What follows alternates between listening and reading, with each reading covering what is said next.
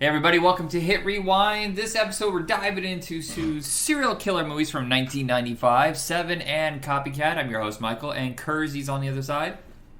Hey, how's it going? Okay, I was convinced by somebody else that I had seen both of these in the theater at the same time, but I looked in my book, and yes, I've recorded every single movie I've ever seen in the theater. So I saw this with Powder of all movies. I didn't see Se7en till it was at home. That's a Brett. So you saw Copycat and Powder at the same time. Yeah, well, I mean, it was a dollar theater. So when you would travel, because we lived in a small town, and we would travel into the city to go to movies, and whenever we went, we almost always saw a double feature, so it was worth our money, especially if it's just like $1, you know? Yeah. But this seems like peak serial killer time. We have already, you know, the surge of whatever happened after Silence of the Lambs, and, you know, it winning the Academy Award, making a crap ton of cash. But this feels like the peak of quality serial killer movies, and it kind of dips down like within the next few years. Yeah, Copycat definitely feels more in line with Silence of the Lambs than Se7en, which is kind of doing its own thing.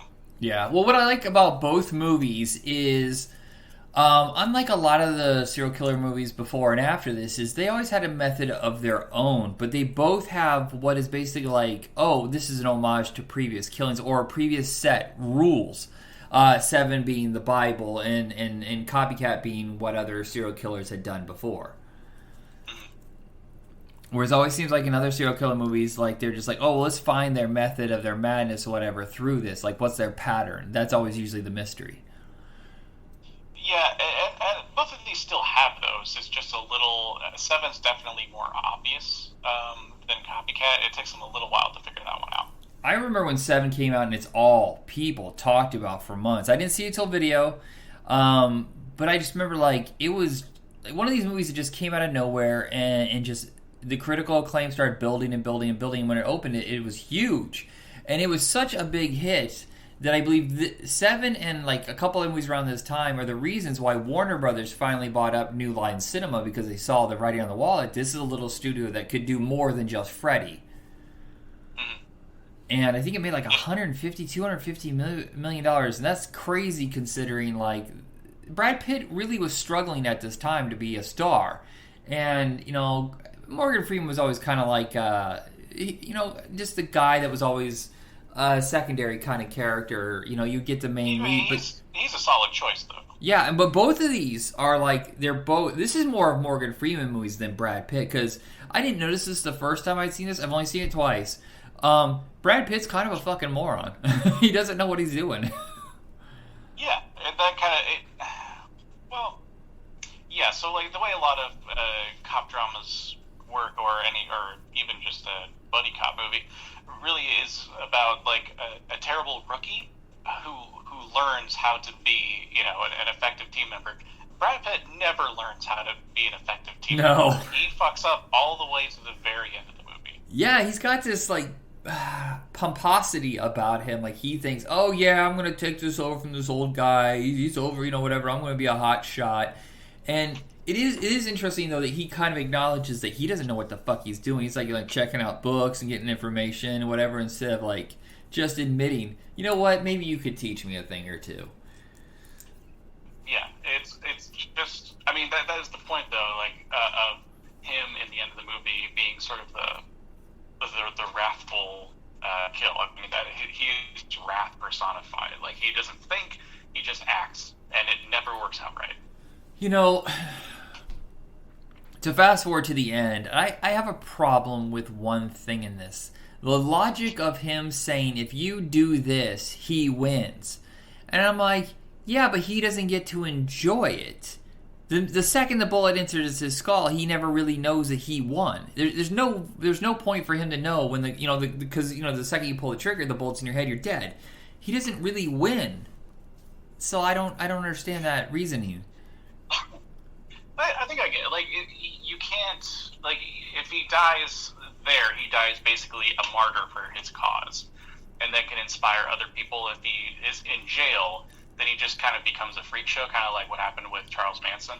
I It's guess. not a lot of people were inspired by him after that event. But I feel like if he did die But who in knows? some blaze of glory, that could have been a bigger thing. But yeah, I guess we don't know for sure. But I think that's kind of what they were going for. Well, I guess the news would have picked it up. Can you imagine if this would take place in the social media age? If you were ever to do a sequel or remake of this, and him wanting to be a celebrity and getting that message across all of Twitter and Facebook or whatever, it would get shut down fairly quickly because of, standards and practices. But you can see, he would have some sort of following on social media, like YouTube. He'd have his own video, just talking about the deadly sins and punishing those. And he would be, he would probably run for president. I mean, there's a lot of movies, low budget crap movies that have attempted that kind of story. Not with Se7en, but with the idea of social media killers, that kind of thing. It's no one's really been able to do it right. I feel like we need a David Fincher-esque sort of director to make it to do that, because I do agree. I think that would make for a great movie. There was one I saw not that long ago with the kid from Stranger Things. The older one that was kind of hip and cool. He was working at the ice cream place. But he made one, a Joyrider, something like that, where he was like an Uber, right? Yeah, he's an Uber driver, and he wants to be a celebrity so bad, and nothing, no matter how hard he tries, does it take off. So he decides he's going to be killing people on his live stream videos, whatever, in order to become famous, and it still fails him. Spoiler, he's still a fucking loser no matter what. That was an interesting twist on how a serial killer would work in the social media age. Yeah, I think if you were to play it more the drama is that the social media network, you don't have to use, you can use a fake one or whatever, doesn't want to take down the videos or doesn't want to ban the person because we don't know if this is real or anything. Yeah, also we never found the body, so this could just all be fake. So why? And this is making us money, so why bother even touching this? It's interesting because if you think about the way Musk runs Twitter, he's freedom of speech, nothing will be banned or whatever. That could be a different thing in a serial killer. What? Oh my God, we're not even talking about Se7en. Holy fuck. Okay. Yeah, sorry. Okay. This is why we should be screenwriters. No. So this basically saved David Fincher's career because Alien 3 really upset everybody. The fans didn't like it at the time. I know it has a following now, especially with the director's cut being seen. But the studio wasn't happy. The fact that he was even given another chance was something a little high level for him, for a studio or whatever, is a shock. And it saved his career. It allowed him another 10 years of failures if need be. Didn't he do Panic Room before this one? No, Panic Room's way after this. It goes Alien 3... Oh, is it really? Oh. It goes Alien 3, Se7en, The Game, Fight Club, then Panic Room. Oh, okay. Really? That far? Yeah. Jesus. And so he would have flops like Fight Club and stuff like that, but he still had this to back him up, and then he would go do another studio movie. He would just do that. He would do a movie for them and then maybe 2 or 3 for himself.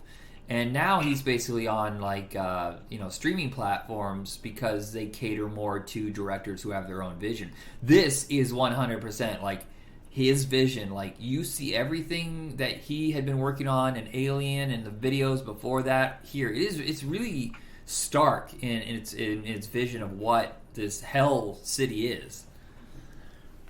Yeah. I mean, even just small details, which I didn't even notice the first couple of times, but literally every scene in the movie, it's raining. Just stylistic touches like that, they don't even really think about, but it just adds all of this element to it. Yeah, they never actually say what city it is, but I'm assuming it's Seattle. Really? Oh, I just kind of assumed either New York or Boston. Oh. But then again, people probably have accents. I don't know.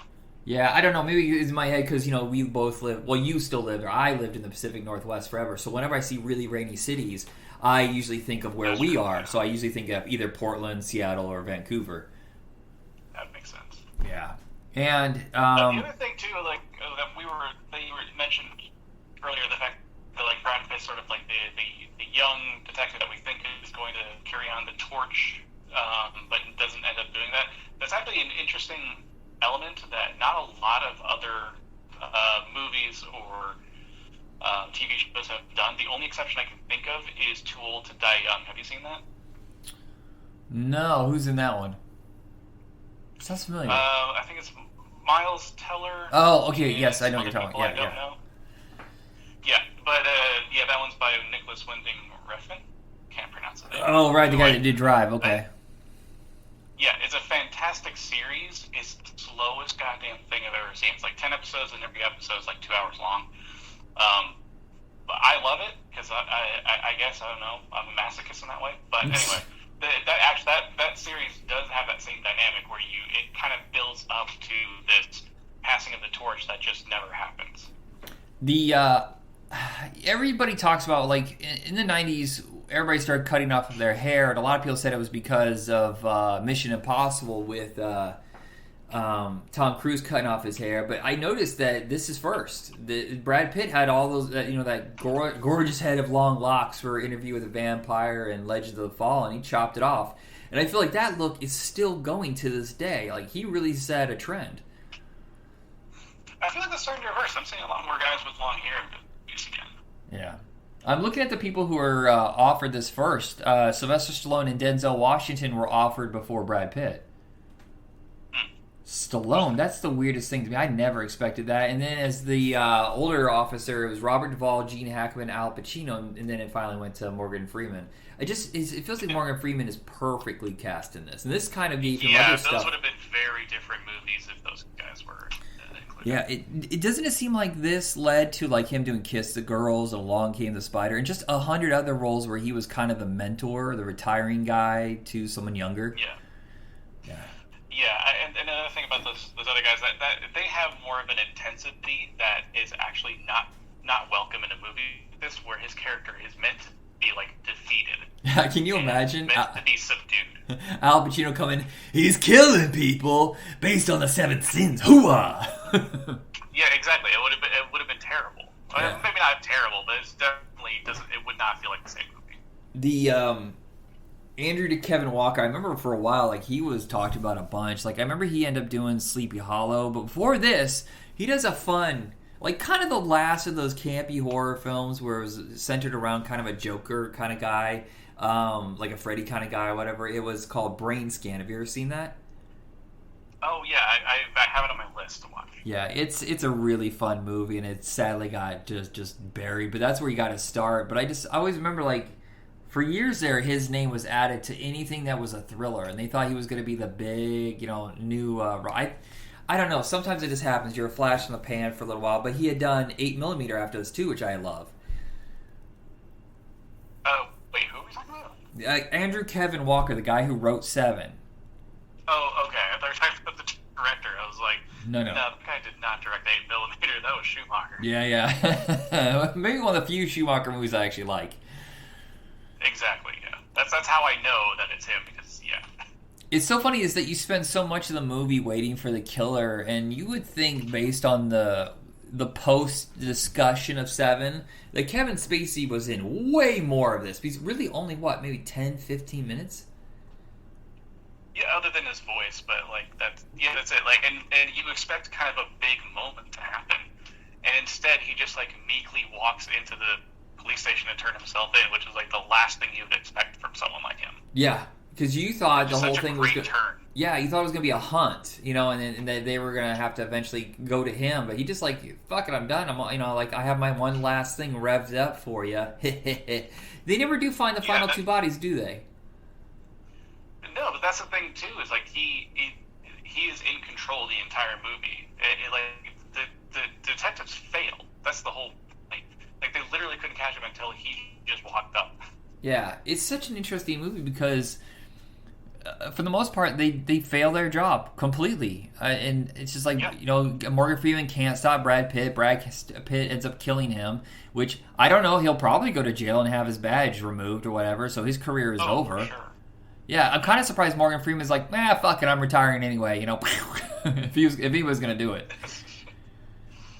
I can see that being an early draft of the script, yeah. But I like it. I like it the way it is because it is such a unique cop serial killer movie where it does not wrap up neatly. It is messy, complicated, and ambiguous. That's what I really love about it. That makes it so unique. Yeah, the gore effects too. I mean, I remember getting Fangoria around this time, and they were really this is a serial killer movie that really tests the limits of almost going into a horror film. Oh yeah, the sloth kill. Like, he wasn't even dead, but yeah, that scene is horrifying. Yeah, actually, like the hanging car fresheners. I actually did that for a Halloween party once. I made a fake body, put it in my bed, and then just hung a bunch of those in my room. I bought like 300 of them. And oh my god! The smell I could not get out of my room. Anything else you want to say? It was awesome. It looked so fucking cool. I wish I took a picture. Anything else you want to say about this movie before we go on to the next? No, this is like a high recommend. I mean, obviously, I think most people who would be listening to this would know this movie and have probably seen it, but definitely if you have not seen it, see it. Yeah, you said you've seen it quite a bit, and you basically have this, like, you didn't really have to go back and revisit this one. No, I own it. My mom showed this movie to me when I was like 14. Yeah. And yeah, I've loved it since. Now this is gonna sound like blasphemy, and I know it's more pop, but I actually prefer Copycat. It might be my second favorite, maybe third. You got Manhunter, you got Zodiac, and you got this. I fucking love Copycat, and I would say 90% of the reason why I love Copycat is Sigourney Weaver's performance. I think maybe her best performance. And the fact that they threw in the agoraphobia. For years now I wanted to write a story about someone who's stuck in a haunted house who has agoraphobia. Like, just think about it. You can't stay in, but you can't go out. And that's kind of a lot of the element they throw into this. Yeah. The concept of not being able to escape yourself is really fascinating. And I think, and again, yes, Sigourney Weaver, amazing job. Like, I've never seen someone have a panic attack in a movie that made me feel like I'm having a panic attack. Oh, absolutely. And the director does a very good job of, whenever she goes out, you could see like the visual manifestation of that anxiety attack. Yeah. It's not as stylish. It doesn't have that signature like Fincher has. John Amiel's an interesting director because he jumps genres every single film. He never stays in Fincher is basically a thriller kind of guy. Like, he had Benjamin Button and stuff like that, but like John Amiel goes from like he did a British film or two, and then he did Summersby with Richard Gere and Jodie Foster, then this, like he did The Core, and just like every movie was completely different because he didn't want to be pigeonholed. But it also, like, in retrospect, you can't bring up the name John Amiel to anybody and go, oh yeah, I love his work. Like, you don't even know what the fuck he directs. You probably don't even know his name. Yeah. It's so interesting, like, just how directors do that. And this was a big hit, not as big as Se7en. I was wrong. Se7en made $357 million worldwide. This was a phenomenon. Yeah. Now, Copycat, it wasn't very expensive, and it made its money back or whatever, but I just remember being in the theater, and it wasn't long after it came out. We're at the Dollar Theater. I was like, oh, this wasn't going to hold up very well. At the end of the movie, me, my sister, and my best friend were sitting on one side, and there's only one other person in the theater. And that always kind of gives me the creepos for some reason when it's just like one other person. And at the end, he just goes, shoot that motherfucker in the head! And that is the only time in my life I have ever heard somebody scream something at the screen. And I was like, yeah! Also, that's a little scary. And also, like, the fact that it kind of does a rope-a-dope. It makes you think one thing is happening for the first half of the movie. Like, you are thoroughly convinced it's the first guy. And then it slowly... It doesn't do that thing that movies after Scream did, where it leads you almost to the, the red herring, almost to the very, very end. It almost like it just switches lanes. And then you get to focus on the killer. I mean, I wouldn't say it was, like, in the halfway point. It was probably at the end of the first act, though. Oh, okay. I mean, like, that's the thing I really do like about the movie, though, is that the killer, almost nothing about. Like, he has one scene at home. I think that's it. And that's what makes him so creepy, is, like, the not knowing. And that's the same thing, like, with Se7en, is the mystery of who this person is, and you never get that understanding. And this is along the same vein. It's like, we don't know exactly what his past is, and we don't know what led him to this point. He is just this. Right. I mean, he seems to have a loving wife at home who maybe she's sickly. I don't know. I don't know what the deal is. I mean, but it feels like the whole time, and they never really explained it, like you said, is he a guy who's constantly putting on a different face to other people, and does he not know who he is? Because there's a scene in the gay bar where you see him like change who he is and struggle with holding that.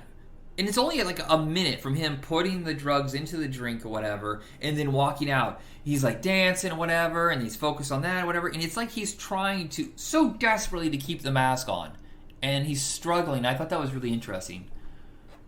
Yeah, no, his performance was great too. I wasn't so keen on him at the end, but I understand I understand the choice that they made with it, and it kind of works, but it's really my favorite. I really like the fact that, like you said, when he was at the club, it seemed like he was a completely different person, but there was like that touch there of like, this isn't who I am, but you'll never know who that is. I feel like, and they don't say it anywhere, I feel like the end was reshot, or somebody came in, they're like, make him bigger, make him more outrageous, make him crazy, and I don't like that. It's showy, it's acting, and I don't want that.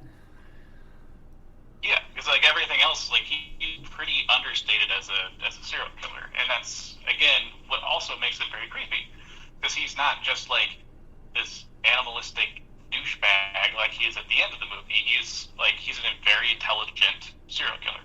Yeah, and it's ruthless. There's two major deaths in this that. I mean, it basically just takes the rug out from under you, and you're like, oh, God, I didn't know they were going to do that. I mean, I'm not going to spoil it, but, like, one person gets taken out way before I ever expected them to take it out, because I thought they were basically one of the leads. And then all of a sudden, like, there's another person, we're like, oh, they're not going to do that, they'll threaten or whatever. No, just cold-blooded just fucking kills them, and I was shocked. The guy who's helping Sigourney Weaver, is that her brother, or is that just a friend? Who is that? Did they explain it? They don't explain it, but I just figured it's a friend. I don't think it really matters. Yeah, I don't know. I mean, because for the first half of the movie, I thought that was her brother, and you know, it makes other things later in the movie like hurt more. Oh yeah, it could be. But no, I got the sense that they were just friends. Okay. Yeah, and a big part of this movie is the fact that she just will not leave her apartment, which causes a lot of issues. And like I said, hers is an absolutely astounding performance. I'm not sure if I like Holly Hunter. Like, I almost feel like they were just juxtaposing like her big Sigourney's big performance and her kind of restrained, quiet performance. But I also kind of like was sad for her because it didn't seem she had a lot to work with for her character. I don't know. I actually really liked her performance. They you know, obviously we're gender swapping. You know, what would be an older, more masculine character.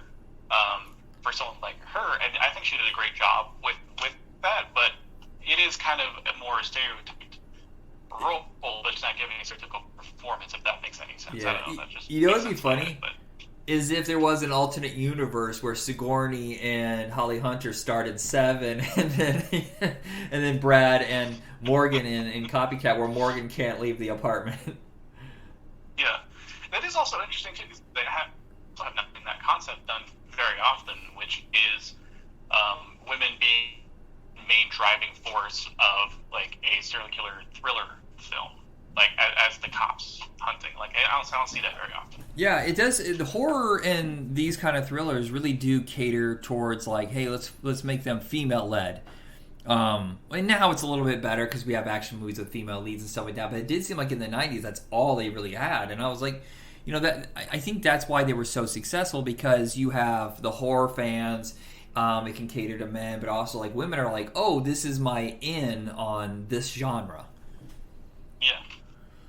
It does have a different flair to it. Maybe not much, and maybe it's not really important. I just think it's interesting that like a lot of female roles in these types of movies are usually victims, and so having like the two main leads who are chasing the serial killer being women, sort of like being in a sort of power position, is more interesting. I don't know if it does anything, but it's just, again, I haven't seen that very often. I wonder if their plan was to have a sequel with this, with that ending, or they always just kind of like, just fucking leave it. You know, like a lot of horror movies just leave it open, like the thrillers never end, you know?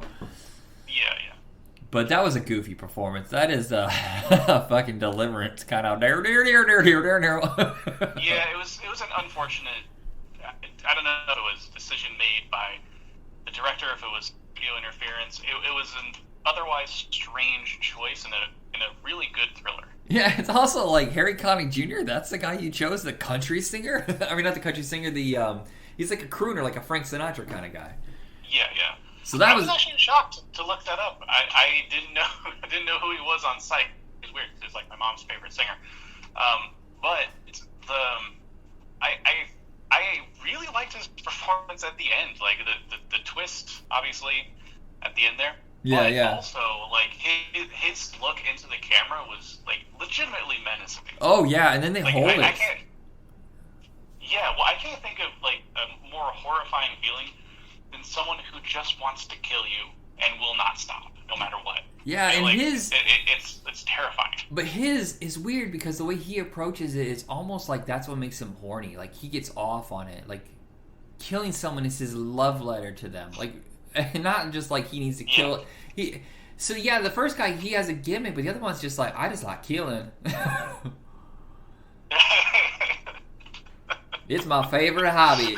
There's fishing, there's playing banjos, and then killing. All right. Well, I guess that's it on that discussion. Anything else you want to say before we go? No, I highly recommend both of these. I thought I had a great time watching. Yeah, I absolutely had. I think it's Copycat really surprised me because back when I saw it, I was like, it's just your regular everyday kind of thriller. I was like, oh, as you get older, you start understanding performances and stuff like that more. You're like, oh, this is fucking good. Yeah. I honestly don't know if you can ever copy or top Zodiac though. Zodiac is just my absolute favorite. That and Manhunter are both my favorites. Yeah, it's hard to choose between them. Yeah, those are my top three: Copycat, Manhunter, and Zodiac. You'll probably switch out Se7en for Copycat, obviously, but I would, yeah. But everything else is the same. Alrighty, that's it, everybody. You know where to find us. Bye.